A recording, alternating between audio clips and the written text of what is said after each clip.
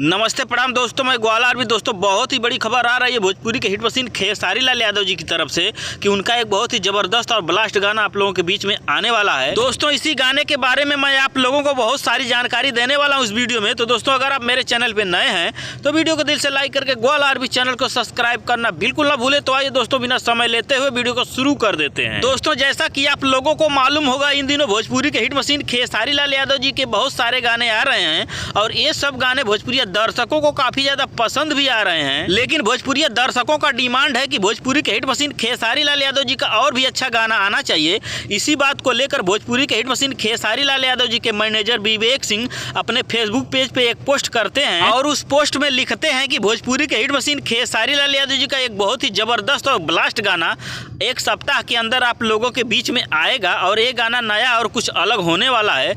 इस गाने को सुनकर आप लोगों को बहुत ही गर्व महसूस होगा। हाँ तो दोस्तों गाना कैसा होगा, कौन होगा, ये तो आने वाला समय बताएगा। यानी आप लोगों को 5 से 7 दिन में सब कुछ पता चल जाएगा। और दोस्तों बताया यह भी जा रहा है कि भोजपुरी के हिट मशीन खेसारी लाल यादव जी का एक सप्ताह के अंदर जो गाना आने वाला है वो गाना बहुत ही जबरदस्त और ब्लास्ट हाई लेवल का वीडियो गाना होने वाला है, जो कि भोजपुरी दर्शकों को वो गाना काफी ज्यादा पसंद भी आएगा। हाँ तो दोस्तों भोजपुरी के हिट मशीन खेसारी लाल यादव जी का ये बहुत ही बड़ा अपडेट था। आप लोगों को कैसा लगा नीचे कमेंट करके हमें जरूर बताएं। धन्यवाद दोस्तों।